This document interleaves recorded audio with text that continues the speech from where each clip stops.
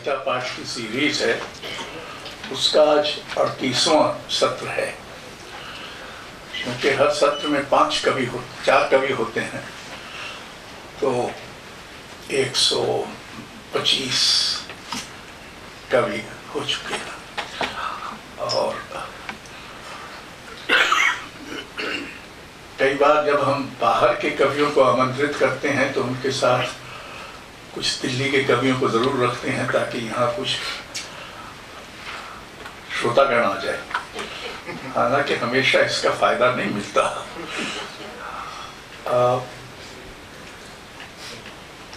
कविता वैसे तो हिंदी में ज्यादातर लिखी जाती और पढ़ी जाती है।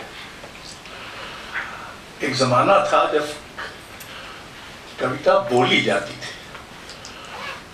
और जब वो लिखी भी जाने लगी तब भी बोली जाती थी, क्योंकि कविता एक आवाज भी है। वो ध्वनियों का भी एक समुच्चय है, शब्दों के विन्यास के अलावा। तो धीरे धीरे ऐसी भी स्थिति बन गई कि हमने कविता सुनना कम कर दिया और कविता पढ़ना ज्यादा लोकप्रिय हो गया। और शायद इसका एक नतीजा ये भी हुआ कि ये जो आवाज का समुच्चय होता है, उसके लिए हमारी संवेदनशीलता भी कम हो गई। तो हमारा एक प्रयत्न ये है कि इसको फिर से किसी तरह से वापस लिया जाए। ऐसे बहुत सारे कवि हुए हैं और अभी भी हैं जो अपनी कविता अच्छी पढ़ते हैं। ऐसे भी बहुत हैं जो अपनी कविता बहुत खराब पढ़ते हैं। उनमें मैं एक कवि का नाम लूंगा जिनको हम सब जानते हैं, फैज अहमद फैज। फैज अहमद फैज बहुत खराब कविता पढ़ते हैं और उनको इसका पूरा मतलब जानते थे कैसा पढ़ते। तो एक बार ऐसा संयोग हुआ कि मैं और फैज साहब 6-7 दिन जापान में साथ थे, और हम लोग शाम को दिन भर तो वो कॉन्फ्रेंस में रहते थे, और शाम को जब बैठते थे तो एक दिन मैंने उनसे पूछा कि फैज साहब, आपका पेट्रोल ब्रेख्त के एलिमिनेशन के सिद्धांत में कुछ यकीन है क्या? बोले मियाँ पहले ये तो बताओ ये है क्या? तो हमने कहा कि ये सिद्धांत ये कहता है कि जब कोई अभिनेता किसी चरित्र की भूमिका निभा रहा हो तो उसको उस चरित्र से थोड़ा अलग रहना चाहिए, पूरी तरह से अपने को तदाद नहीं करना चाहिए। तो उनका ये मुझ पर कैसे आयत होता है? हमने कहा वैसे कविता पढ़ते हैं उतनी जल्दी जल्दी पढ़ते हैं जैसे किसी दूसरे की पढ़ रहे हैं। बोले मियाँ पकड़ा तो तुमने ठीक, मैं बहुत जल्दी जल्दी इसलिए पढ़ता हूँ कि हम लोग पंजाबी हैं, हमारी उर्दू का तलफ़्फ़ुज़ बीच बीच में गड़बड़ा जाता है, और तुम लोग हिंदुस्तान में हो तो तुमको तो उर्दू का पता है। कहना जैसे मैं गलत को गलत कह जाऊं, तो इसलिए मैं उसको जल्दी जल्दी पढ़ के निपट जाए के भाव से। तो ये फैज अहमद फैज कह रहे हैं। बहरहाल उर्दू में अभी भी ये परंपरा है और उसकी प्रतिष्ठा भी है, उसकी लोकप्रियता भी है। हिंदी में लोकप्रियता तो होगी भी, आसपास से जो हिमालय पे खड़ा होकर क्या देखता हूँ कि हिंद का झंडा गड़ा देखता हूँ, इत्यादि इत्यादि इस तरह की कविताएं और देशभक्ति आजकल बहुत उभर रही है, तो उसमें भी होती होंगी, लेकिन उनकी प्रतिष्ठा नहीं। एक जमाना था जब सार्थक कविता और लोकप्रिय कविता के बीच इतना अंतर नहीं था जितना इस बीच हो गया। पहले हमारे बड़े बड़े कवि दिनकर, बच्चन इत्यादि सब पढ़ते थे, अकेले वगैरह भी कविता पाठ में भाग लेते थे। पर बहरहाल धीरे धीरे अब कवि सम्मेलनों का घोर अधःपतन हो गया किसी कवि सम्मेलन में सफल होना किसी कवि की आकांक्षा नहीं रह गया, जबकि मुशायरे में मकबूल होना उर्दू शायर की आकांक्षा का हिस्सा है, जो हिंदी में नहीं रहा। बहरहाल तो आज 4 कवि हैं और नियम ये है कि हर कवि 15 मिनट कविताएं पढ़ेगा। हमारे कवियों को कुछ छोटी मोटी आदतें नहीं पड़ी हैं, जैसे वो आते हैं मंच पे कई बार तो यकायक अपनी पुस्तक में खोजना शुरू करते हैं कि वो क्या पढ़ने जा रहे हैं। अब भाई तुमको पता है कि तुमको कविता पाठ करना है तो वो पेज पर चिप्पियां लगा दो, या अगर हाथ में उसकी प्रतियां लाए हो तो उनको सलीके से जमा दो, तो इसी में 2 मिनट लग जाएंगे। तो बहरहाल 4 कवि हैं। रंजना अरगड़े, जो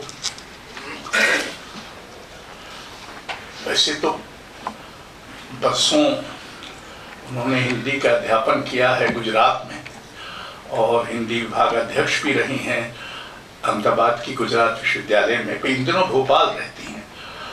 और शमशेर जी से उनकी बहुत गहरी निकटता थी, बल्कि शमशेर जी के अंतिम दिनों में वो बहुत बड़ा सहारा उनके लिए बनी।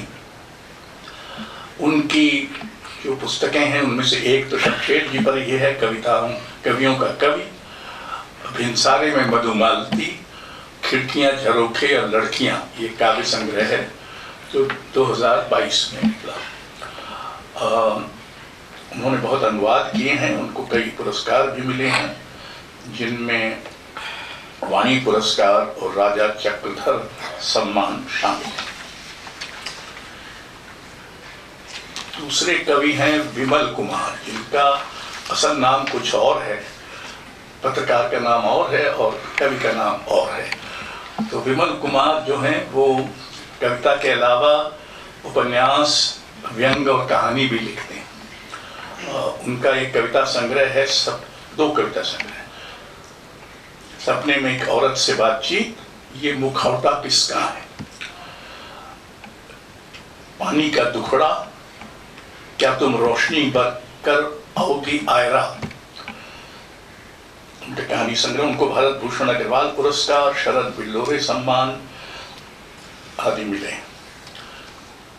शोभा अक्षर, उनकी बदनामी दूसरे कारणों से है, बहुत ही उग्र मुखर स्त्रीवादिता के कारण।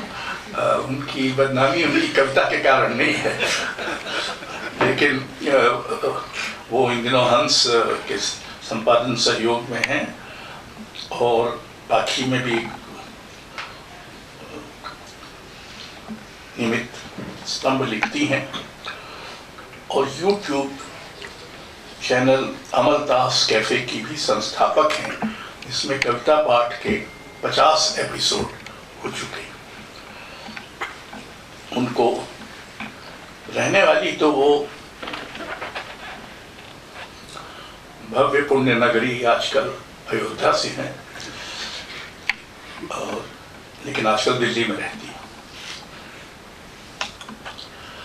विनोद भारद्वाज,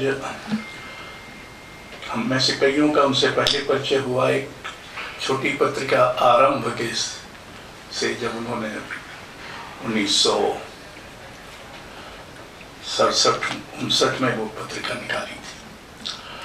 और फिर उसके बाद उन्होंने नियमित रूप से कलाओं पर, ललित कला पर, विशेषकर फिल्म पर, विचार इत्यादि पर लिखा है। उनको भारत भूषण अग्रवाल सम्मान भी मिला है और संस्कृति प्रतिष्ठान का संस्कृति पुरस्कार भी। उनके 3 कविता संग्रह हैं, जलता मकान, होशियारपुर और अन्य कविताएं। उनका एक कहानी संग्रह भी है, उनके 3 उपन्यास हैं। उन्होंने बहुत सारी फिल्में बनाई हैं, बहुत सारे मूर्धन्य कलाकारों पर, और उन्होंने और क्या कमाल किया है, बहुत कमाल किया है, इसलिए उसका ब्यौरा देना जरूरी नहीं। और अब हम क्रम यूं बनाएंगे कि पहले विमल कुमार जी पढ़ें। कहाँ गए वो? आ जाइए, सब लोग आ जाइए। पहले विमल कुमार, फिर शोभा अक्षर, फिर रंजना अरगड़े और फिर विनोद भारद्वाज। ये क्रम याद रखें, मैं दोबारा नहीं बताऊंगा।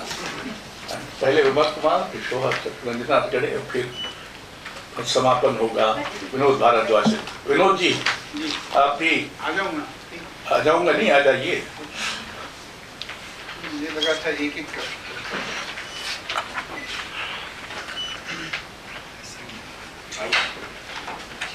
ऊपर आइए, हमें आप तो रंजना जी के एक फोटो भेज दूंगा ताकि नहीं एक उल्टा बैठने या खड़ी रहूं। नहीं ठीक है।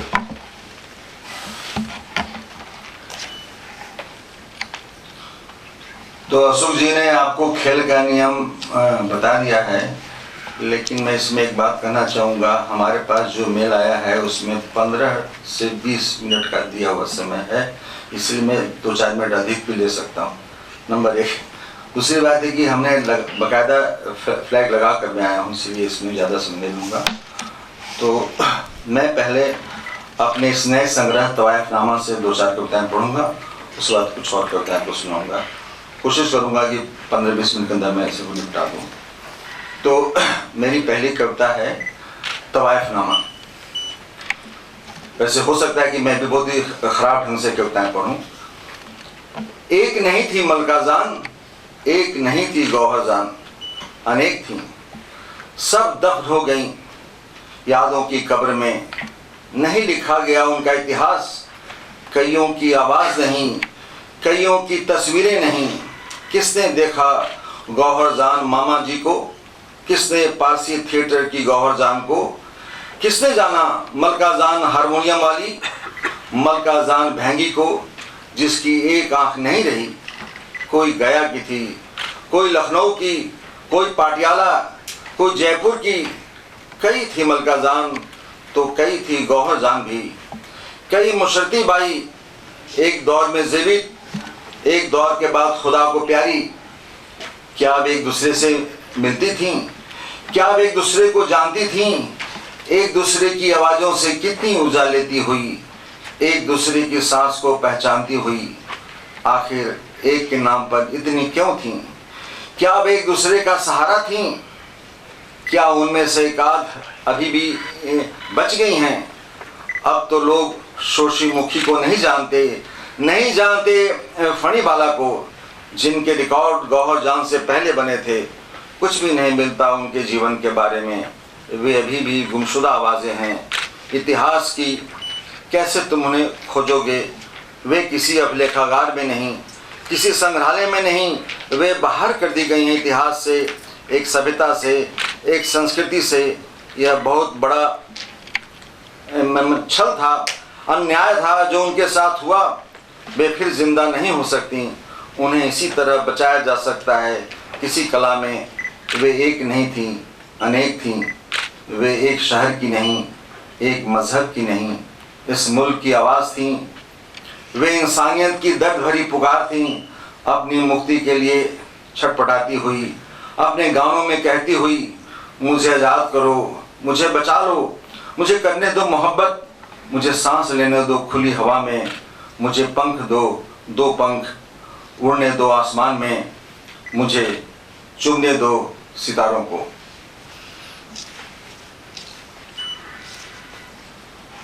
एक दूसरी कविता है गौहरजान।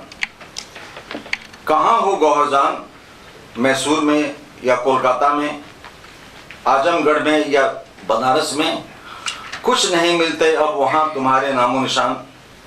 क्या तुमको पता है क्या से क्या होगा इस मुल्क में तुम्हारे जाने के बाद? तुमने सोचा भी नहीं होगा जब तुम नहीं रहोगी जिंदा तो कितनी बदल जाएगी यह दुनिया, कितना पानी बह जाएगा नदियों में। यह दुनिया तो बहुत कुछ तुम्हारे जीते जी ही बदल गई थी। तभी तो तुम्हारे पिता ने इनकार कर दिया तुम्हें अपनी बेटी मानने से, तुम्हारा हाल चाल जानने से। आशिक ने तुम्हें धोखा दिया अपने लोगों ने। कोर्ट कचहरी के चक्कर में बर्बाद होगी तुम, उजड़ गया तुम्हारा सुंदर गुलिस्तान। तुमको मैंने सबसे पहले गाते हुए देखा था। दरभंगा महाराज के महल में, फिर जॉर्ज पंचम के दरबार में, दिल्ली की उस शानदार पार्टी में मैं भी था। ब्रिटेन से जब तुम जा रही थी और पुलिस ने तुम पर लगाया था जुर्माना, उस घटना का चश्मदीद गवाह मैं भी था। तुम्हारा खैर ख्वाह, तुम्हारा मुरीद, तुम्हारा आशिक, मन ही मन करता था इश्क, पर कभी इजहार नहीं किया। बहुत चाहने वाले लोग थे तुम्हारी महफिल में, पर किसी ने तुमसे प्यार नहीं किया। सबकी निगाह तुम्हारे दौलत पर थी, सबकी तुम्हारे जज्ब पर। दुनिया तभी बहुत खूंखार थी गौहर जान, छल प्रपंच, झूठ से भरी चालाकियों और साजिशों की गवाह। तुम्हारे तराने आज भी याद हैं। मैं मिला भी था तुम्हारी माँ मलका जान से, जब मोहनदास नहीं आए थे तुम्हारी महफिल में। सभागार में एक श्रोता मैं भी था, जब भी तुम्हें देखता था किसी जलसे में, रोज नामचा लिखता था। घर आकर आज मिली है मुझे वह डायरी। मेरे मरने के इतने साल बाद मुझे तुम बहुत याद आई हो। मैसूर में तुम्हारे बीमार चेहरे की याद है अभी भी, आज भी उठती है कराह। इतनी गुमनामी में मरोगी ये नहीं मालूम था। मुझे पता है वह किस्सा, बचपन में तुम्हें किस तरह मसल दिया गया था फूलों की तरह। क्या बीती होगी तुम पर, लेकिन नहीं मालूम था तुम इतिहास में भुला दी जाओगी। अगर कोई छाप दे मेरी डायरी तो बहुत कुछ मालूम होगा। कोठे पर गाने वाली का भी एक वसूल था जीवन में, एक ख्वाब था दुनिया को सुंदर आवाज़ में ढालने का, एक जुनून था नफरत के दौर में मोहब्बत का एक पैगाम फैलाने की एक चाहत थी गौहर जान। अब तुम सिर्फ एक तस्वीर हो ग्रामोफोन पर बनी हुई, जिसके रिकॉर्ड भी अब मिलते नहीं। लेकिन तुम्हारे नहीं रहने पर यह मुल्क अभी जिंदा है, मरा नहीं है गौहर जान। कुछ लोग तुम्हें अभी भी याद करते हैं बहुत शिद्दत से, चाहे कुछ भी नतीजे हों इस चुनाव के।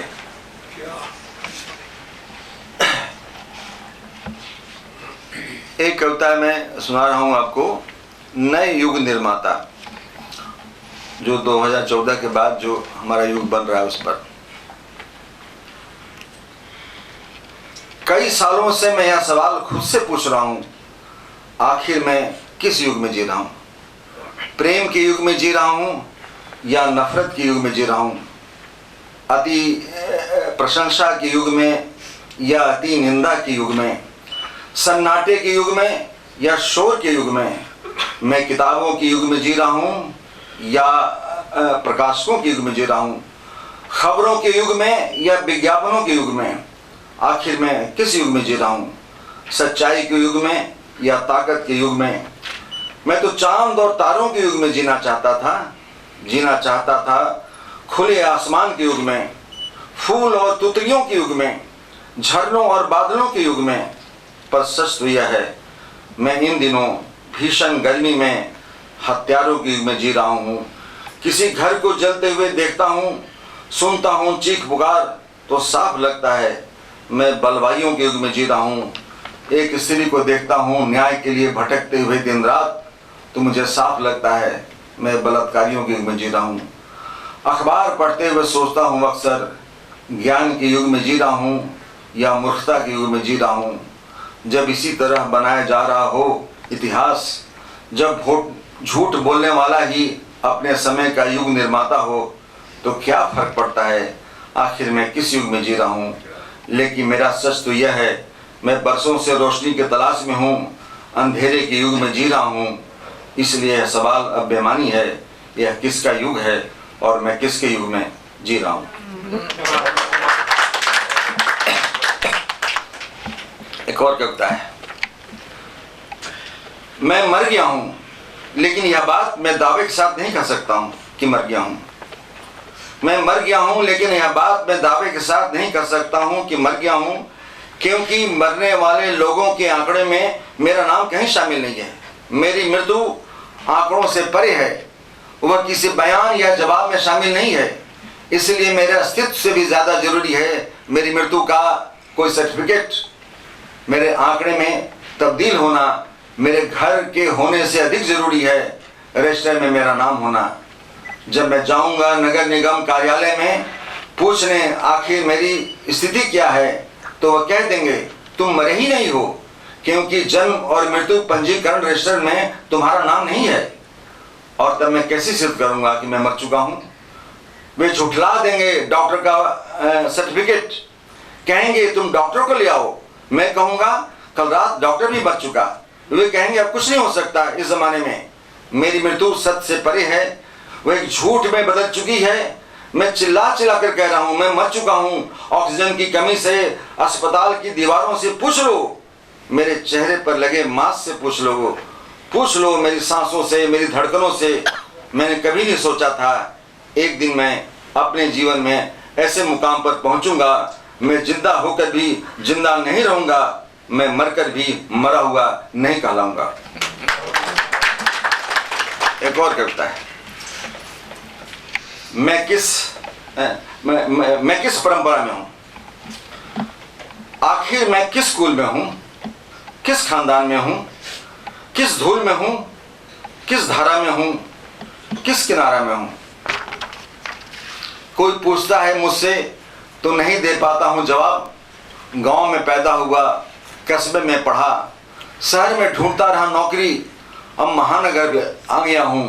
तुम्हें क्या कहूं, आखिर मैं किसकी परंपरा में हूं। बिहार में पैदा हुआ, उत्तर प्रदेश में नानी के साथ रहा, फिर चला गया केरल, पिता के तबादला होने पर गया वहां महाराष्ट्र, फिर वहां से लौटा तो आ गया दिल्ली। इसलिए किस राज्य की परंपरा में हूं कहना जरा मुश्किल है मेरे लिए। गंगा में नहाया, यमुना में नहाया, नर्मदा में भी नहाया, कुछ साल रहा सरयू के किनारे, कुछ साल असम में ब्रह्मपुत्र के पास। आखिर मैं किस नदी की परंपरा में हूँ। तुलसी और कबीर को पढ़ा, फिर गालिब मीर को भी पढ़ा, मीरा रैदास को पढ़ा, थोड़ी उर्दू भी सीखी, थोड़ी बंगला, थोड़ी पंजाबी, थोड़ी अंग्रेजी भी सीखी। क्या कोई बता सकता है आखिर मैं किस भाषा की परंपरा में हूँ। नदियों के किनारे रहा, फिर कुछ दिन समंदर के पास भी, कुछ दिन जंगल में, तो कुछ दिन पहाड़ों पर। इसलिए क्या है मेरी परंपरा कहना मुश्किल है मेरे लिए। होरी से मैं भी मिला, ध्रुव स्वामी से मिला शेखर से भी, चित्रलेखा भी मिली। मुझे एक दिन झूठा सच में जीवन कट गया, अंधेरे में भटकता रहा, इधर उधर सीढ़ियों पर धूप में बैठा हंसता रहा, संसद से सड़क को देखकर। आखिर मैं समझ नहीं पाया आज तक क्या है मेरी परंपरा। मैं किस गली में रहता हूँ, किस सड़क के किनारे मेरा मकान है, किस जिले में मेरा नाम दर्ज है, क्या है मेरी पहचान।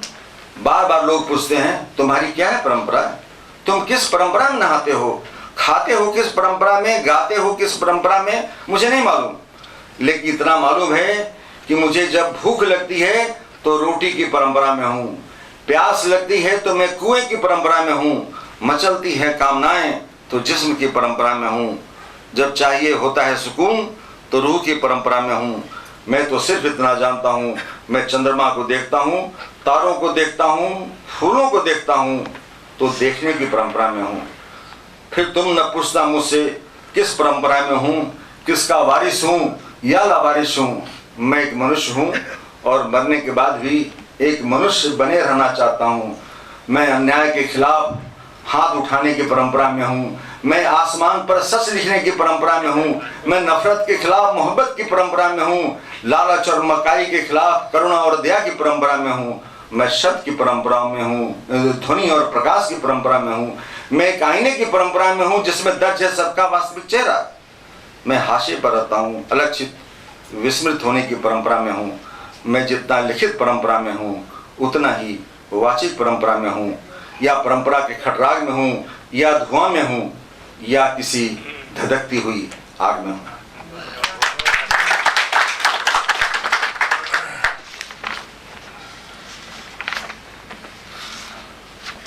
एक और सुनिए, मेरी तस्वीर ने मुझसे कहा थोड़ा रुक जाओ। मरने के कई साल बाद एक दिन मैं अपने घर लौटा, दरवाजा जिसने खोला मुझे पहचान नहीं पाया।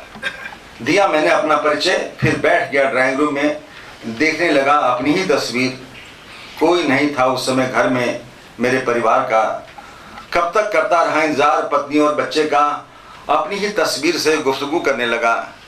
इतने दिनों तक कहाँ मैंने बात की खुद से, कहाँ मैंने पूछा स्वयं से मैं कौन हूँ, क्या है हाल मेरा। उस शाम मेरी तस्वीर ने बताया बहुत सारी बातें जो मैं खुद नहीं जानता था अपने बारे में, उसे मेरा हर राज मालूम था जिससे मैं खुद अनजान था। मेरी तस्वीर ने मुझे बताया मेरे मरने के बाद क्या हुआ इस घर का, क्या हुआ मेरी पत्नी का, क्या हुआ मेरे बच्चों का।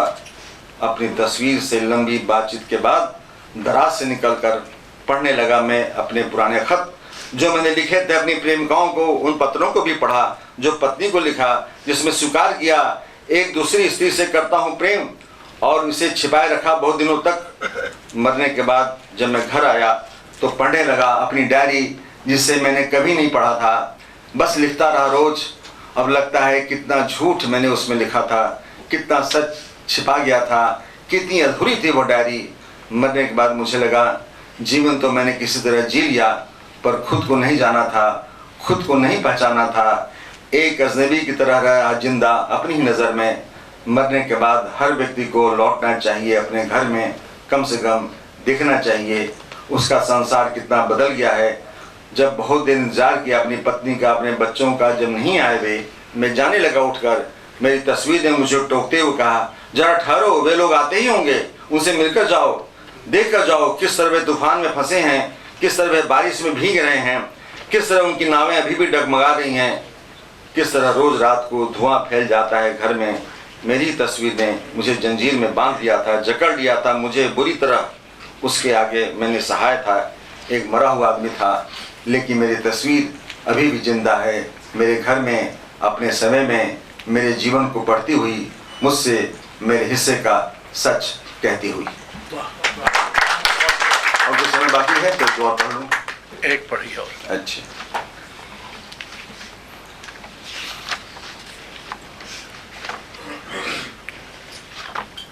एक और कविता है। अच्छा हुआ चांद तुम नहीं आए धरती पर, इतने साल गुजार दिए अपने जीवन के, आसमान पर टंगे रहे। अच्छा हुआ चांद तुम नहीं आए धरती पर, नहीं उतरे। अच्छा हुआ चांद, बहुत अच्छा हुआ, यहाँ आते तो तुम्हें आए दिन झुलसना पड़ता गर्मी में। बाढ़, भूकंप और बादल फटने की घटनाओं से तुम होते परेशान। अच्छा हुआ तुम नहीं आए हमसे मिलने, अगर आते तो तुम्हें रोज देखना पड़ता अखबारों में एक ही आदमी का विज्ञापन, सुनना पड़ता तुम्हें रेडियो पर एक ही आदमी का भाषण। अच्छा हुआ चांद तुम नहीं आए, रहे आसमान पर टंगे हुए, वहीं से तुम हमें देखते रहे, हाथ हिलाते रहे और हम नीचे से तुम्हें पुकारते रहे। अच्छा क्या चांद तुम नहीं आए धरती पर, क्या पता तुम्हारा घर भी बुलडोज कर दिया जाता, क्या पता तुम्हारे घर में भी आग लगा दी जाती। कुछ भी पता नहीं चांद, यहाँ कब क्या हो जाए, कब किसी को गोली लग जाए कुछ नहीं मालूम, कब कोई गिरफ्तार हो जाए यह नहीं पता।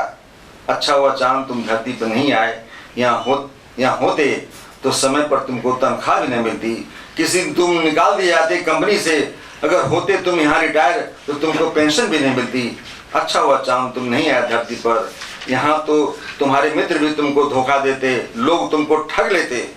अच्छा हुआ चांद तुम नहीं आए धरती पर, अगर तुम चाहते अपनी कोई किताब छपवाना तो प्रकाशकों के चक्कर लगाने पड़ते, जी हुजूरी करनी पड़ती तुम्हें उनकी, किसी आलोचक को तुम्हें साधना पड़ता, किसी संपादक से भी तुम्हें जुगाड़ भिड़ाना पड़ता।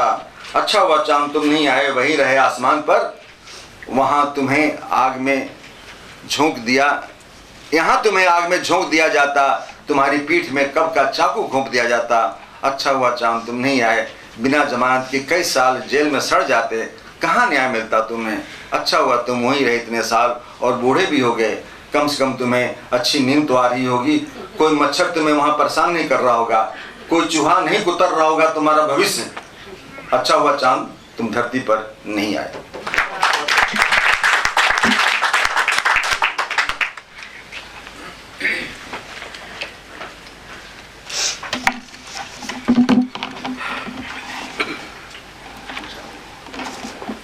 सबसे पहले तो शुक्रिया रज़ा फाउंडेशन और अशोक वाजपेयी जी का कि उन्होंने मुझे आज कविता के 38वें श्रृंखला में आमंत्रित किया। आपका आभार। और जैसा कि परिचय अशोक जी ने दिया कि मैं बदनाम स्त्रीवादी लेखिका की परंपरा में आती हूँ, तो मुझे खुशी इस बात की है कि ठीक है, मैं उन रूढ़िवादी परंपरागत चीज़ों को तोड़ने के लिए अगर बदनाम हो रही हूँ जो मेरी पुरखिनों ने तोड़ा और बदनाम हुई, और उनका अंत जो भी रहा, मैं उस परंपरा में आती हूँ, तो उसके लिए मैं बहुत उनको भी नमन करती हूँ और इसके लिए मैं बहुत आशावान हूँ।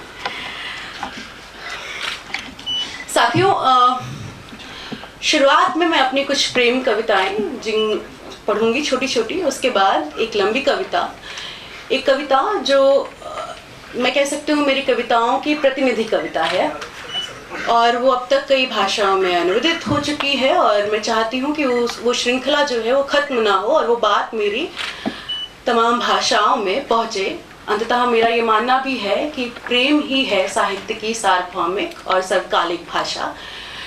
तो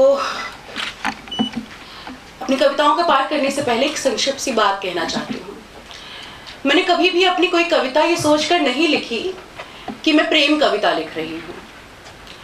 प्रेम स्वतः मेरी रचनाओं में आया है। मेरी कुछ रचनाएं जो अपनी सघन प्रतीति के कारण प्रेम की भावनात्मक अभिव्यक्ति के साथ साथ कवित्व की परिधि में थोड़ा बहुत आ गई हैं, उनको मैं प्रस्तुत करूंगी और वही मैं अपने श्रोताओं और पाठकों के समक्ष प्रस्तुत करती हूँ।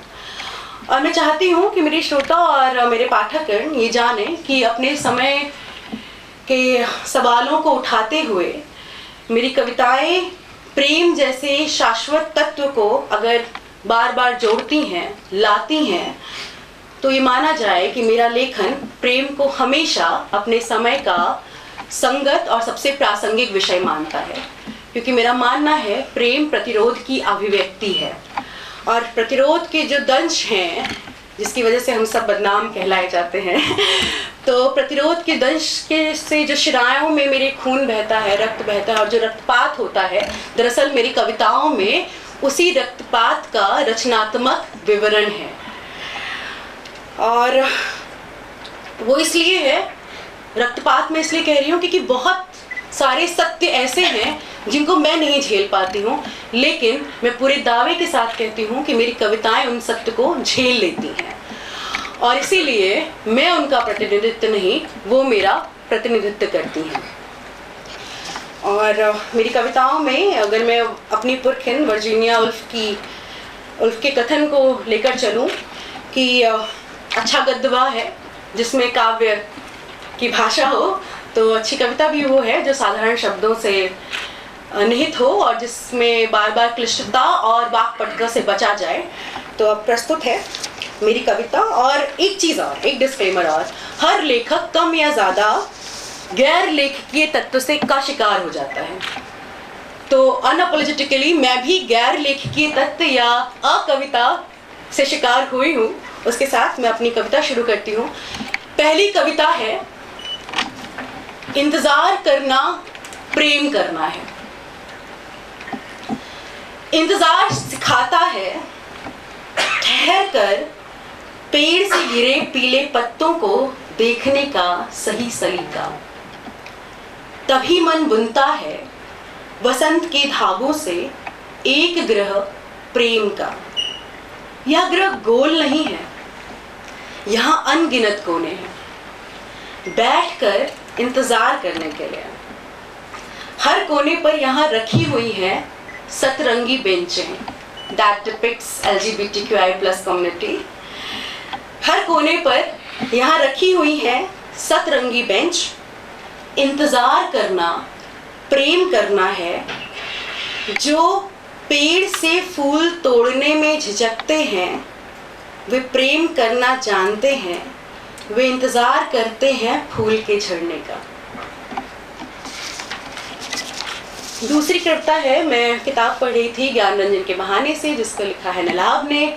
उस किताब को पढ़ते हुए एक सूक्ति वाक्य मिला कि दो लोग हैं लेकिन जब वो एक ही समय को जी रहे हैं, लेकिन उनकी स्मृतियां जब वो याद कर रहे हैं तो अलग अलग भाव और अलग अलग आयाम, अलग अलग तत्व से याद कर रहे हैं। तो वहां से इस कविता का जन्म हुआ। कविता का शीर्षक है स्मृतियां। दो लोगों की एक साथ बिताए समय की स्मृति भी एक जैसी नहीं होती। स्मृतियों का संसार बड़ा विचित्र है। पहाड़ की किस दरार से झरना फूट पड़े, खड़ा हुआ दरख्त सूख कर कब गिर जाए, यह बताना मुश्किल है। वैसे ही धुंधलके को चीरकर कौन सी स्मृति कब उभर आए या कोई नहीं जानता। बार बार स्मृतियों के भीतर जाना स्वाभाविक है। स्मृतियों में कैद होना खतरनाक। इसीलिए विकसित हो स्मृतियों पर ना निर्भर होने की कला एक जरूरी कला।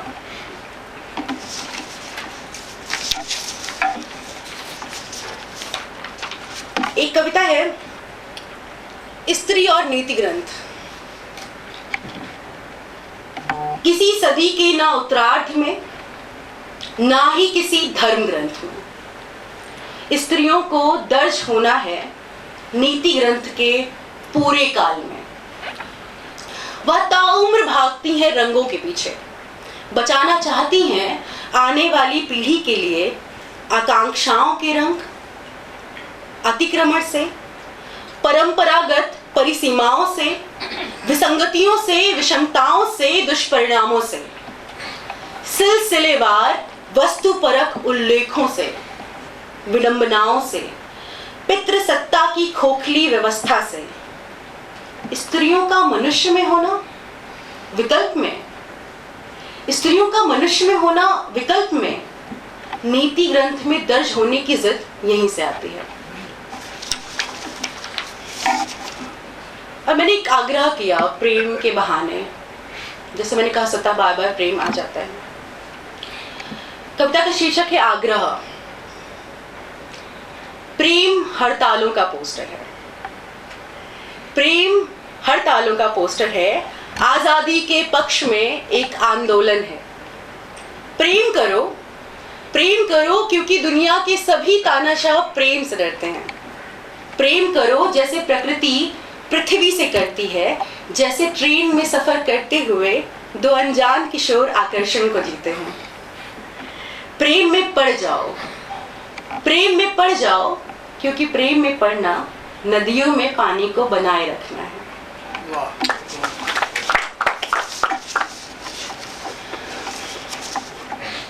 एक और कविता के पक्ष में। कविता का शीर्षक है नमक का ढेर। घिनौनी गालियों, ठहाकों और मजाक का एक तमाचा उसके चेहरे पर लगा। उसने सूनी और चकराई आंखों से अपने चारों ओर देखा। आखिर वह चारागाह पहुंच गया था। उसने देखा भोंडी और कुत्सित मुस्कुराहट से रंगे लोग, रक्त रंजित नमक जैसे वहशी लोग, चीखते चिल्लाते और जहरीले हवा में अपना अदृश्य मुक्का लहराते लोग। वह बराबर की हैसियत से यहां सम्मिलित हुआ था। बराबर, उनके बराबर होने की परिभाषा में कई खूनी किस्से हैं। उसने पूछा क्या खामोशी, उसने पूछा क्या तुम्हारी आत्मा मर गई है? सब खामोश थे। उसने फिर देखा बुरी तरह दूसरों को नीचा दिखाने और पैरों तले रौंदने के लिए छटपटाते लोग। नमक के इस ढेर पर वह अकेला नहीं है। नमक के इस ढेर पर वह अकेला नहीं खड़ा है, उसके साथ और भी मजदूर हैं। उन सभी मजदूरों की अनुभवी आंखें जानती हैं, इनका पेट सिर्फ अनाज से नहीं भरता। और समय नहीं लूंगी, अपनी एक लंबी कविता नाक वो अब प्रस्तुत करूंगी। ताजा आंकड़ों के अनुसार, क्योंकि चाइल्ड मॉलेस्टेशन पर है और विश्व भर में प्रतिदिन 5 लाख से अधिक बच्चे सेक्सुअल अब्यूज का शिकार होते हैं। और ये कविता सभी जेंडर्स के बच्चों के लिए है और कई साल पहले ये लिखी गई थी, करीब 4-5 साल पहले। और मैं कोशिश करती हूँ कि इसको जल्दी से मैं समाप्त करूँ। 3 पन्ने की कविता है।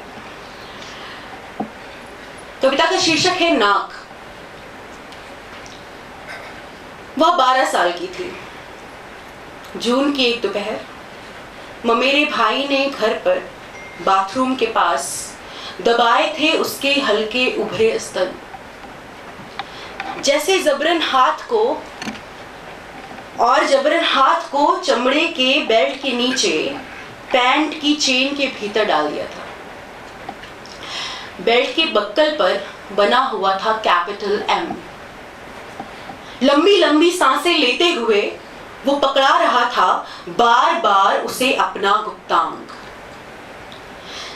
जिसे उसने फुर्ती से बाहर निकाल कर रख दिया था, वैसे ही जैसे सजाए जाते हैं पारदर्शी कांच के भीतर शर्राफे की दुकान में सोने और चांदी के जेवर। अभी मई में उस लड़की ने क्लास 5 का फाइनल पेपर दिया था और थोड़ी देर पहले तक उसे कर्सिव राइटिंग में कैपिटल M लिखना पसंद था। जब उस दिन भी आसमान में ढेर सारे हवाई जहाज रफ कॉपी के पन्ने से बने हुए थे, उड़ रहे थे, उसी वक्त ममेरे भाई की आंखों में हवस करंट की तरह दौड़ रही थी। खरगोश की तरह झपटते हुए पूरी ताकत बटोर कर छुड़ा लिया था उसने अपना हाथ, लेकिन उसकी उंगलियों में एक किस्म की गंध अभी बची हुई थी, घिनौने लिजलिजेपन से लिपटी हुई एक गंध। तेजी से डरकर भागी थी वह, या सोचते हुए कि अब तो कट जाएगी नाक। तेजी से डरकर भागी हुई थी वह, या सोचते हुए कि अब तो कट जाएगी नाक, नाक जिसे उसकी मां ने चुपचाप नानी के कहने पर कई सालों से छुपा कर रखा था। एक गंदे पुराने सिकड़े हुए चौकोर कपड़े में गठियाकर, किनारे जिसकी उधड़ी हुई थी। कपड़े के कोने पर बना हुआ था सफेद कबूतरों का एक जोड़ा। अब वह थोड़ी बड़ी हो गई है, 28 नंबर की ब्रा पहनती है, C-कप साइज की। एक बार इसी लड़की ने अपने सगे भाई को थप्पड़ मार दिया था घर के पास एक पुलिस स्टेशन में सबके सामने। उसी दिन से उसका कोई सगा भाई नहीं है, उसी दिन से उसका कोई सगा भाई नहीं है, और ये वही लड़की है जिसकी वजह से अक्सर कट जाती है नाक, और ये वही लड़की है जिसकी वजह से अक्सर कट जाती है नाक। ये नाक बहुत बड़ी है, कटते कटते खत्म भी नहीं हो रही है। ये नाक बहुत बड़ी है, कटते कटते खत्म भी नहीं हो रही है। बहुत शुक्रिया।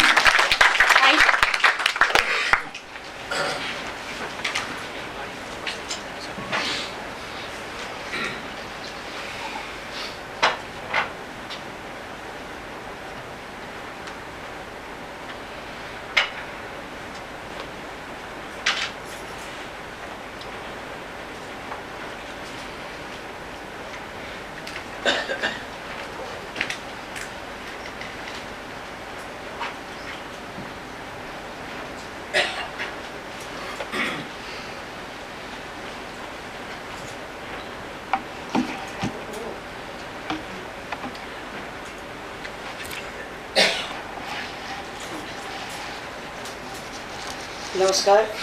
सबसे पहले मैं रज़ा फाउंडेशन के प्रति अपने आभार व्यक्त करती हूँ कि मुझे यहाँ पर आज कविता पाठ के लिए बुलाया, और अशोक जी का विशेष आभार कि मुझे आज दिल्ली के श्रोताओं के सामने अपनी कविता पढ़ने का अवसर मिला है। मेरी पहली कविता है विज्ञापन। जादूगरनी होती हैं औरतें, विवश हो जाता है उनके सामने एक आदमकद मर्द, और तभी मर्दों को लगता है जादूगरनी होती हैं औरतें। सचमुच जादूगरनी होती हैं औरतें। अपने अंदर एक जिंदा अस्तित्व को धारण करना कितना बड़ा जादू है कि फैलती जाती है, जगह बनती जाती है, और एक नया जीव अपने भीतर से पैदा करती है औरत, जादूगरनी औरत। जादूगरनी होती है औरत।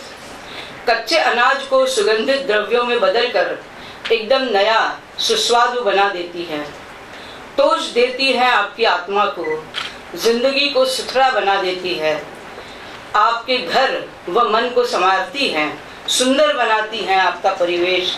ये जादूगरनियाँ बला की जादूगरनी होती है औरत। उसे अपनी इच्छाओं को दबाने का जादू आता है, ख्वाबों को भुलाने, मिटाने और लहूलुहान करने का जादू आता है। अपनी ही जगह झूम झूम कर आज़ादी से घूमने का जादू औरतें जानती हैं। जो कुछ खाद पानी उसकी जड़ों को मिलता है, औरतें दे देती हैं उन्हें डालियों पत्तों को। पेड़ बन जाती हैं ये जादूगरनियाँ, पुष्पदा और फलदा बनकर। बेहद रंगीन और बड़ी सादी ये औरतें खूब मीठा गाती हैं। उन्हें पिंजड़े में भी रहना आता है और खुले आकाश में भी उड़ सकती हैं ये जादूगरनियाँ। आदमकद मर्दों को विवश बनाने वाली ये औरतें, इनके जादू का तो कहना ही क्या। चुपचाप निर्विरोध मार खाती पिट सकती हैं यह उन्हीं मर्दों से जिनको विवश बना सकती हैं ये औरतें। वो जानती हैं जादूगरनियाँ हैं वे। अपनी ताकत जानकर इस्तेमाल न करना कितना बड़ा जादू है, और इसे सिर्फ औरतें ही जानती हैं। अच्छी खासी समझदार होती हैं औरतें। पागल करार दिए जाने पर वे पागल बनकर दिखा भी सकती हैं। ऐसा जादू तो वही जानती हैं।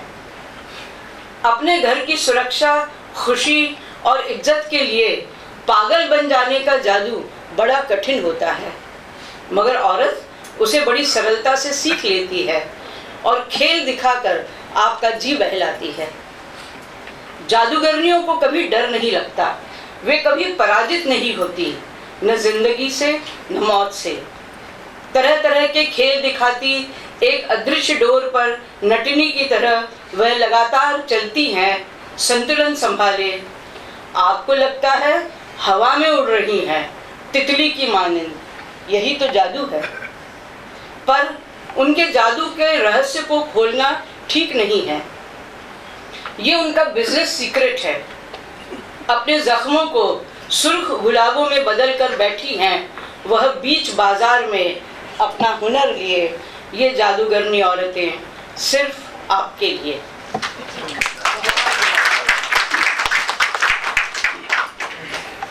दूसरी कविता है, मोरों ने अपने पते बदल लिए हैं। अब मोर मेरे सपनों में नहीं आते, पहले आते थे कई रंगों में, नदी, बांध, जंगल, समंदर के किनारे। फिर मेरे बाग में भी आते थे मोर, कोई कोई तो हथेलियों से चुग्गा और थाली से पराठा तक लपक लेता था।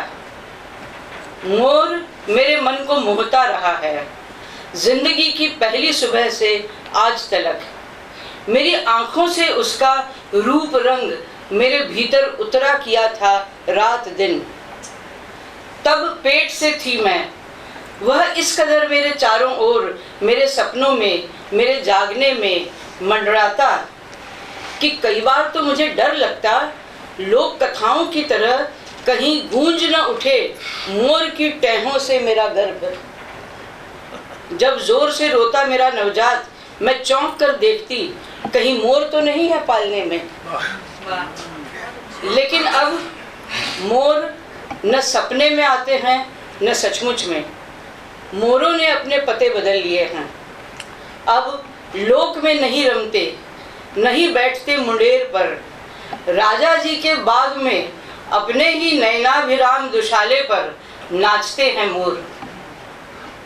उम्मीद भरे सपनों को अब नहीं रंगते मोर, बच्चों की किलकारी में अब नहीं गूंजते मोर। प्रियतम की प्रतीक्षा से सपनों में किसी नवयौवना के अब नहीं आते मोर, क्योंकि मोरों ने अपने पते बदल लिए।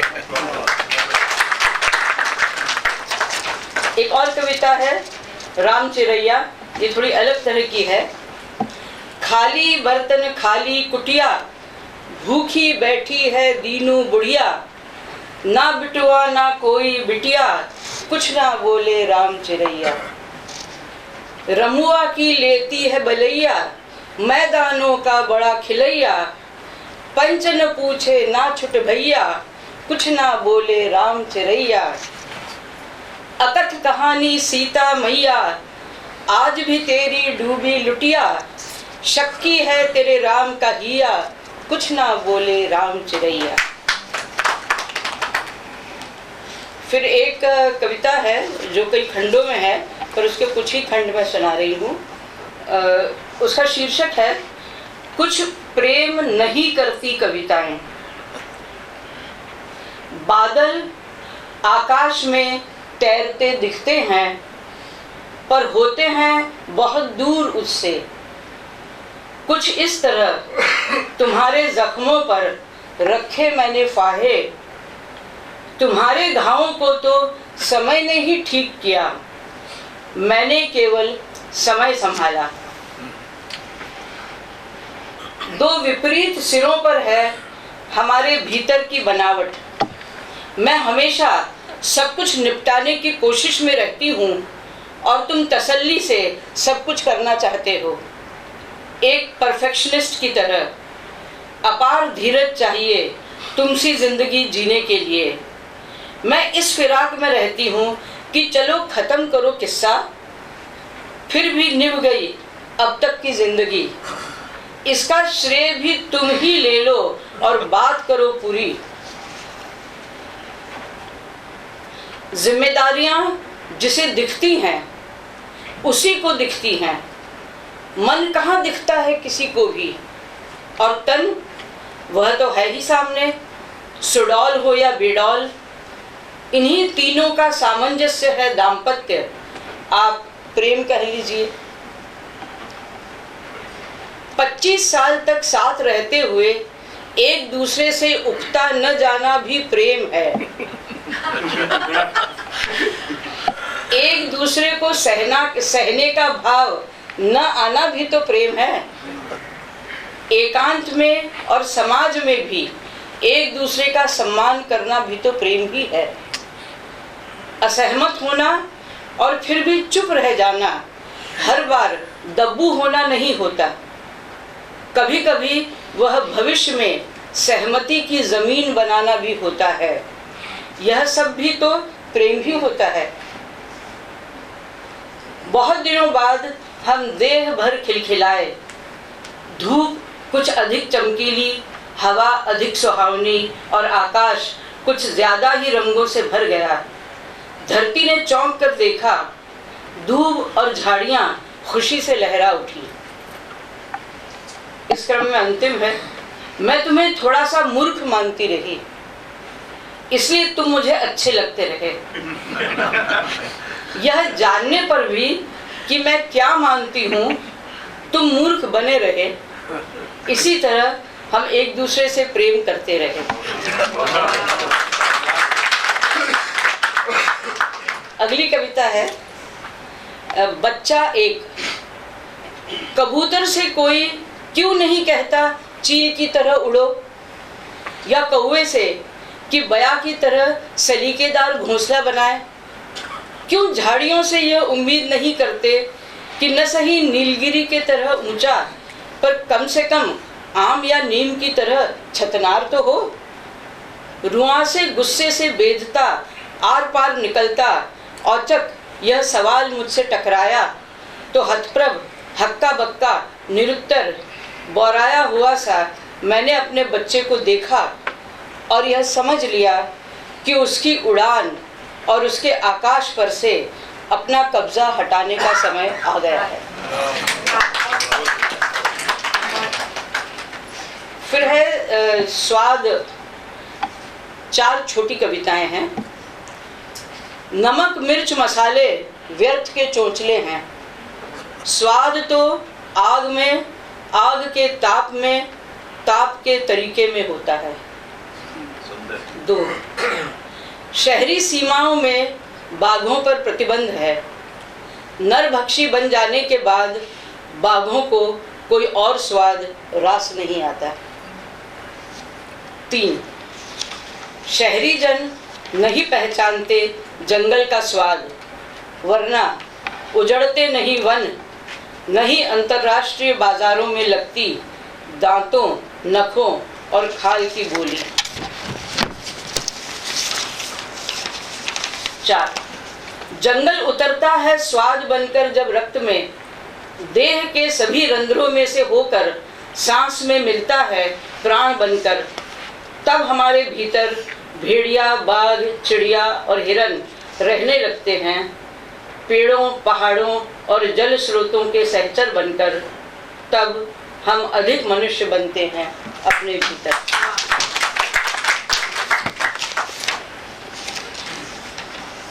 और ये आखिरी कविता है, ये मेरे संग्रह की शीर्षक कविता है जो बहुत लंबी है पर जिसको मैंने एडिट किया है। अब उसको मैं पढ़ देती हूँ। खिड़कियाँ, झरोखे और लड़कियाँ, यह जो कुछ है कविता, निबंध, नाटक, आलोचना समर्पित है मेरी उन तमाम प्यारी बच्चियों को जिन्होंने मुझे एक संवेदनशील अध्यापक बनाया और कालांतर में एक बेहतर मनुष्य बनने में मेरी सहायता की।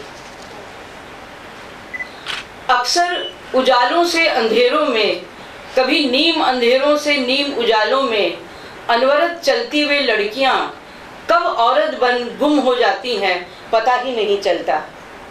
कहीं पर भी दर्ज नहीं होती उनकी गुमशुदगी। वे गुम नहीं होना चाहती थी कभी भी, पर उजालों की चादरों पर अंधेरों की नक्काशी इस कदर उकेरी जाती है कि गायब हो जाते हैं उनके चेहरे। न पर्दा है, न बुर्का है, न घूंघट ही, फिर भी दिखाई नहीं पड़ती वे लड़कियां जो औरत बनकर गुम हो गई हैं। कहाँ गुम हो जाती हैं औरतें? झरोखों से झांकती, खिड़कियों की सलाखों को पकड़ आसमान की धूप छाही देखती, पंछियों, बादलों की आवाजाही देखती औरतें। खिड़कियों और झरोखों से झांकती औरतें लगातार एक वह दरवाजा खोजती हैं जिनके भीतर से वे आ तो गई हैं पर अब जा नहीं सकती। एलिस के पास होगी कोई चाबी या मिठाई का टुकड़ा या शरबत। अनपढ़ औरतों से पढ़ी लिखी औरतें अलग होती हैं। उन्हें पता चलता है कि उनका शोषण हो रहा है। वे इसे केवल अपनी नियति नहीं मानती, उनको पुरुषों के अन्याय की समझ है और सामाजिक संरचना की जटिलताओं, दोषों और मर्यादाओं का और इसका, उसका, तिसका सबका पता भी है, पर बहुत कुछ नहीं कर सकती हैं। फिर भी कई बार पढ़ी लिखी औरतें, पढ़ लिख कर औरतों की समझ में आता है कि वे केवल औरतें हैं। अगर ये औरतें लिखने पढ़ने वाली संवेदनशील कवि कलाकार हों, तब वे समाज, घर, परिवार और सपनों के तिराहे पर खड़ी उस बस का इंतजार करती हैं जो तय है, लगभग नहीं ही आने वाली होती है। जैनेन्द्र की मृणाल का समय अभी इतिहास नहीं हुआ है और मैत्रेयी पुष्पा का समय अभी आया नहीं है। दीवार पर उकेरी गई है उनके आंसू, पसीने और रक्त कणों की छापें, निराश दिन और उदास रातों की कहानियाँ, उनके आहत, घायल और मृत भाव कल्पना की छवियाँ हैं जिन्हें उन्होंने कविता में बुनकर अपने लिए एक अभेद्य वस्त्र बना लिया है। यह वस्त्र लपेटकर वह चुन दिए गए दरवाजों के आर पार आ सकती है। कोई भी हो सकती है वह। आशा, रतन, उमा, रोहिणी, जयश्री, ममता, प्रतिभा, प्रियंका, नसरीन, जुलेखा, दक्षा, रक्षा, ये सारी मेरी स्टूडेंट्स हैं। कोई भी, कितनी ही, वे प्रेम कविताएं नहीं लिख सकती। यह बात एक औरत ने मुझसे कही थी। उसने यह बात दर्ज भी की है कहीं किसी कविता में। प्रेम के बिना प्रेम कविता लिखना अपराध है, और अगर लड़काई में भूल कर बैठी हो या जवानी में, जाहिर है शादी से पहले, तब तो वह दंडनीय अपराध है जिसकी कोई सुनवाई कभी नहीं हो सकती, न समाज की अदालत में, न ससुराल में, और न ही माँ बाप की अदालत में। बहुत सारी खूबसूरत झुलसी हुई औरतों के हंसी खाए चेहरे उन्हीं झरोखों से झांकते मैंने देखे हैं। औरतों के भी सपने होते हैं उनके अंदर दबे हुए। एक दिन गजब हो गया था। बीच नाटक में एक औरत ने स्क्रिप्ट बदल डाली। उसे अपने पति को बचाने की कोशिशों की सफाई पति को ही देनी थी। अब उसे अपना गुनाह कबूल करना था, शर्मिंदा होना था कि वह अचानक तेज कदमों से चलते हुए बाहर चली गई, बंद दरवाजों को खोलकर धड़ाम से। और सुबह जब आंख खुली, बहुत उत्तेजना से भरी थी उसकी देह। हर लड़की रचती है एक कैलिडोस्कोप। उसके कैलिडोस्कोप में होते हैं बहुत खूबसूरत चित्र, नृत्यांगनाओं, गायिकाओं, लेखिकाओं, अध्यापिकाओं के, हिम चोटियां चढ़ने के, ब्रह्मांड नापने के, आसमुद्र लहरों पर दौड़ने की चाहत के खूबसूरत चित्र, सपाट मैदानों पर हवा से बात करते पैरों के चित्र, जमीन पर ही नहीं पड़ते हों ऐसे बेहतरीन पैरों के चित्र झिलमिलाते हैं उसकी कैलिडोस्कोप में, जिसे बदल दिया जाता है बाइस्कोप में जब वे औरतें बनती हैं। द्वारहीन दीवारों से टकराती हैं सूर्य किरणें, लहूलुहान फैलती हैं जगती पर, जिन्हें कोई नहीं देखता, क्योंकि यह उन बंद आंखों में दफन सपनों वाली औरत बनी लड़कियों का लहूलुहान अंधेरा है, जो गुम हो गई हैं और किसी को दिखाई नहीं देती, और उनकी गुमशुदगी भी कहीं दर्ज नहीं हुई है। बहुत बहुत धन्यवाद।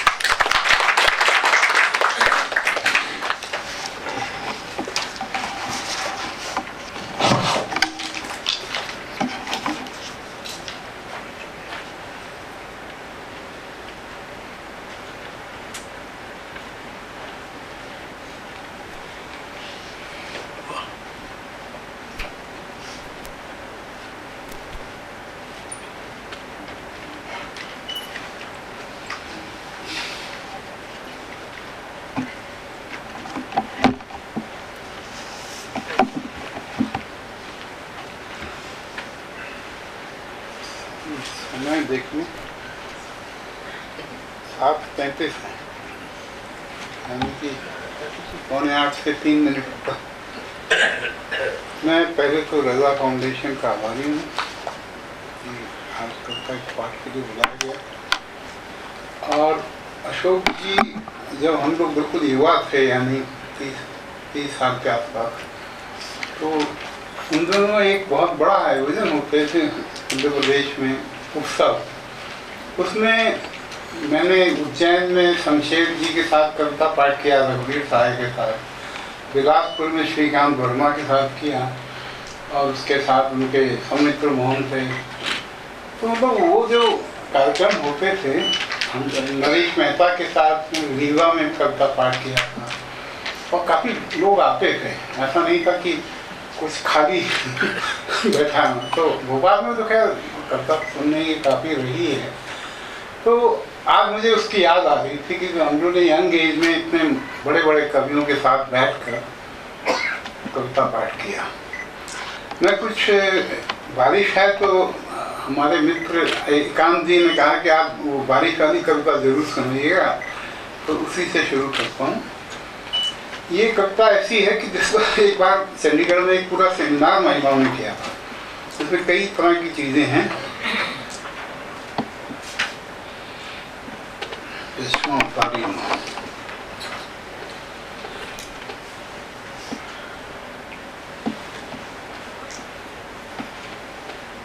बारिश में 3 वेश्याएं चढ़ी बस में, बहुत जोर जोर से हंस रही थी वे, सिनेमा के टिकटों को कसकर मुट्ठी में दबाए। बस में हलचल सी मच गई, कई लोगों को बचाना है अपने को इन 3 वेश्याओं से। पर हिम्मत देखिए, पूछती हैं पढ़े लिखे लड़के से, भैया कोटला जब आए तो बताना। मिनी बस का मनचला कंडक्टर लोगों को धक्के दे देकर भीतर भटके चले आ रहा है। 3 वेश्याओं को उसे क्या डर है? बेरहमी से खींचता है एक वेश्या के हाथ से वे 5 का मुड़ा तोड़ा नोट। कंडक्टर का अंदाज पसंद नहीं आया उस वेश्या को, उसने मुंह बनाया। फिर तीसरी बार वार्निंग दी उस लफंगे को जो बार बार सटे चले आ रहा था। अचानक उसे सीट मिल गई। एक भव्य किस्म की बुढ़िया एक स्टॉप पहले ही उतर गई थी। बारिश, सिनेमा के टिकट और घिरे आसमान ने एक दिव्य किस्म के मूड और मस्ती में ला दिया है इन 3 वेश्याओं को। एक वेश्या बैठ जाती है दूसरी की गोद में, वे जीभ निकालती है एक बच्चे को देखकर। एक पढ़े लिखे अधेड़ ने उन लड़कियों से खूब शराफत से बात की। वेश्याओं से बात करने का उसका ये पहला मौका था। वे शायद अपना शौक भी भूल गया। इतनी झमाझम बारिश में आखिर उतरा कैसे जाए। एक चश्मे वाला यूनिवर्सिटी स्टूडेंट वेश्याओं के इस तरह से सटने का बुरा नहीं मान रहा। अपनी छतरी, झोले और किताबों को संभालता हुआ इस सफर के लिए वे ईश्वर को धन्यवाद देता है।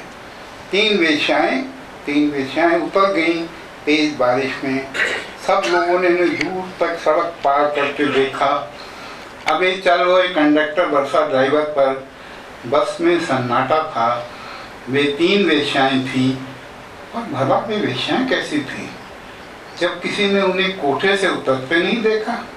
ये भी तो हो सकता है कि वे बारिश के साथ बादलों से उतरी हों, अप्सराएं हों।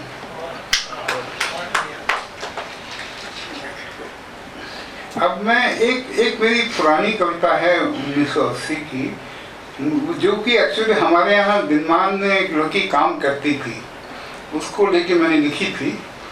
पर मुझे आश्चर्य है कि वो कविता लोठार लूसेन ने जर्मन में अनुवाद की, जबकि वो दहेज से जुड़ी कविता थी। और रूस में उसका अनुवाद हुआ, विष्णुपुरी ने अंग्रेजी में तो किया ही था। तो वो जबकि बिल्कुल इंडियन एक एटमॉस्फेयर की कविता है, टाइप करने वाली। उस लड़की ने सिर्फ टाइप किया, मेहनत से साफ साफ शुद्ध, हमेशा हिज्जों की पूरी हिफाजत के साथ। ज़्यादातर जो उसने टाइप किया अन्याय के बारे में था, समाज में औरत की हालत के बारे में था। ज़्यादातर उसने टाइप किया, उसने सिर्फ टाइप किया। रोटी के अपने पीतल के गोल डिब्बे को खोलकर जलते हीटर की रोशनी और आंच में धीरे धीरे अपने खाने को खाने लायक बनाती थी वह लड़की। उंगलियों को चटकाते हुए वह लड़की कांप जाती थी। किसी जगह आज टाइप करने को कहीं प्रेम शब्द न हो। ज़्यादातर शब्द दूसरे थे जिन्हें हमेशा वह सही टाइप करती थी। अस्पताल में ऑक्सीजन पर पड़ी रही 10 दिन वह लड़की किसी लापरवाह व्यक्ति के बारे में कुछ बुदबुदाती, जमा जोड़ गुना बड़बड़ाती। उस लड़की की लाश पर उसकी बूढ़ी माँ चीखती रही सबके सामने। उस लड़की की कहानी कभी किसी ने टाइप नहीं की, क्योंकि ये बड़ा अफसोस की बात थी कि वो दिनमान जैसे अखबार में टाइप करती थी, जो अन्याय के खिलाफ बहुत बोलता था। अब मैं 2 कविताएं हैं जो मेरी प्रिय मूर्तियों पर मैंने लिखी हैं, लेकिन वो कविताएं जो हैं उनको 1-2 कवित्रियों को आधार बना के मैंने लिखा था, और वो उनके नाम भी उस कविता के साथ हैं। एक तो है दीदारगंज की यक्षी। ये गीताश्री के लिए है, लेकिन ये बहुत पहले लिखी गई है, 96 के आसपास। एक संपूर्ण आश्चर्य लोक है दीदारगंज की यक्षी। पता नहीं कैसे बची रहेगी वे साबुत संपूर्ण। छिपी रही अंधेरे में सामने आई तो एक महान स्त्री की ताकत थी। उसमें मोनालिसा की तरह उसकी कोई रहस्यमय मुस्कान नहीं थी, कला विशेषज्ञों को बहलाए रखने के लिए, पर उसमें एक ताकत थी। उसके स्तनों में जैसे बहुत स्पष्ट दूध भरा था। एक ताकतवर खूबसूरती थी ये अनोखी यक्षी। पर ये क्या यक्षी, तुम रो क्यों रही हो? इतनी जल्दी तुम्हारी आंखों में माइक ले लीजिए थोड़ा आप। पर ये क्या यक्षी, तुम रो क्यों रही हो? इतनी जल्दी तुम्हारी आंखों में इतना पानी कहाँ से आ जाता है? खिड़की के पर्दों को दूर, बहुत दूर देखते हुए तुम एक बड़े गीले रुमाल से क्यों बदल दिया है यक्षी?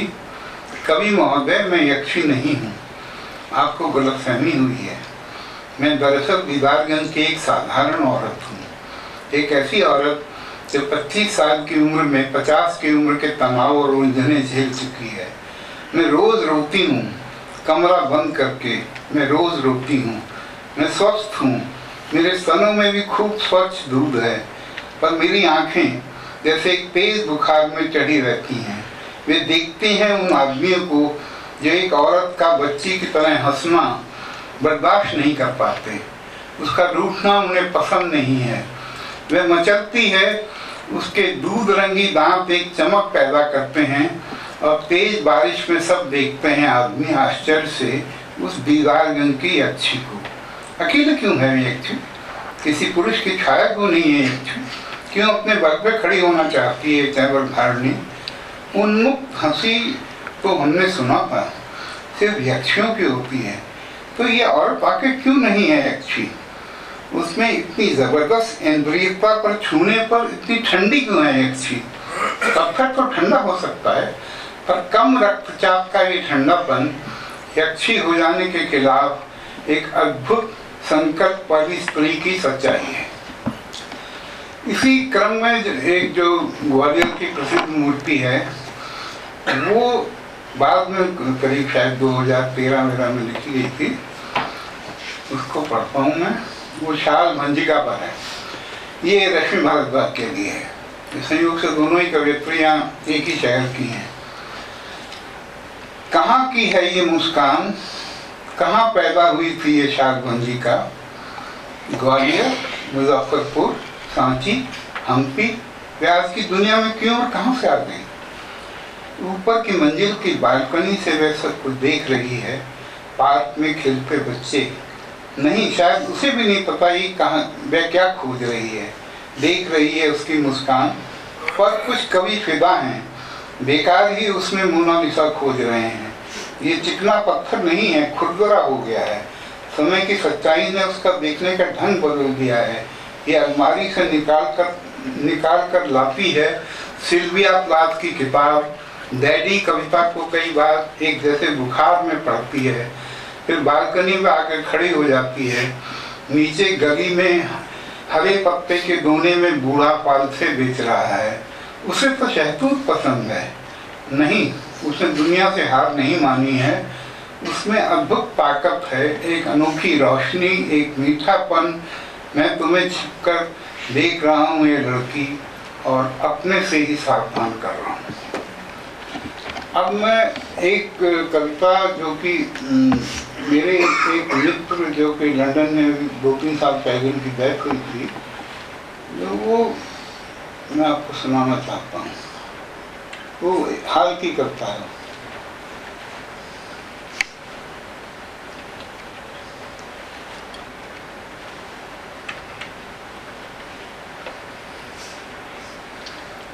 अशोक जी कि आपने तैयारी ठीक से नहीं की है, कविता नहीं ढूंढ पा रहे। हाँ, मृत दोस्त का स्वेटर। माइक अपनी तरफ कर लीजिए। मृत दोस्त का स्वेटर बाहर धूप में टंगा हुआ है। आज सोचा कि उसे पहनने के लायक अब का कड़ाकेदार ठंड हो चुकी है। दोस्त घर बदल रहा था तो बोला, ये स्वेटर तुम्हें पसंद है, इसे ले लो। अब इसे पहनकर उसकी याद तो जरूर आएगी। कहीं ऐसा तो नहीं लगेगा कि मृत्यु मेरी भी कुछ नजदीक है। मृत्यु से क्या डरना? स्वेटर पहनकर धूप में सैर करने निकल पड़ता हूँ। पत्नी की असमय मृत्यु के बाद उसकी साड़ियों का क्या करूं, बहुत दिन तक सोचता रहा था। उसकी एक प्रिय सहेली ने कहा, मुझे दे दो, मैं पहनूंगी उन्हें। जब भी उसके घर जाता तो सोचता था आज उसने जरूर उसमें से कोई साड़ी पहन रखी होगी, पर ऐसा दिन कभी नहीं आया। क्या किया होगा उसने खूबसूरत साड़ियों का? त्योहारों पर क्या बांट दी होंगी? पूछा नहीं कभी उससे, हिम्मत ही नहीं हुई। एक पड़ोसन मिली खिली धूप में, और भी खिल गई थी। आपका स्वेटर तो बहुत अच्छा है, क्या मार्क एंड स्पेंसर से खरीदा है? शायद मुझे भ्रम हुआ, मेरा स्वेटर मुझसे कुछ कहना चाह रहा था। यार, तुम्हारे पर तो खूब अच्छा लग रहा है स्वेटर। और एक छोटी सी कविता अभी एक जी ने कहा था कि आप जरूर सुनाइए, वो 2-3 लाइन की है।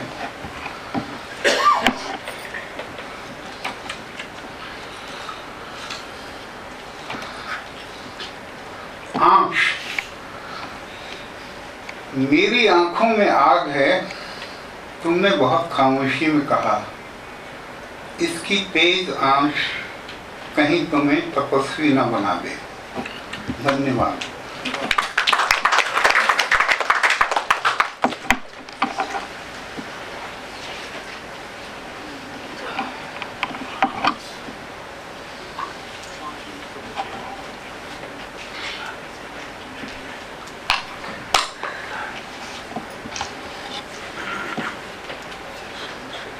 जतिन दास जी बैठे हैं, मैंने सोचा पंखे वाली कविता भी सुनाऊं, पर लगा कि साहित्य में होगा।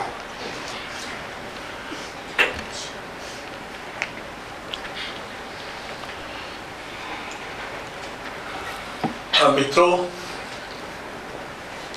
अंत कविता पाठ का समापन होता है।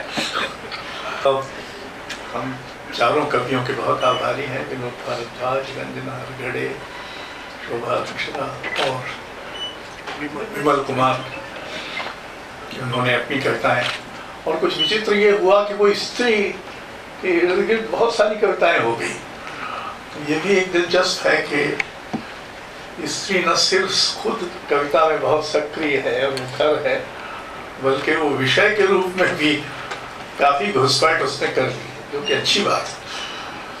बहरहाल आप जहाँ जाना चाहें वहाँ जा सकते हैं। कविता पाठ का अंत हुआ।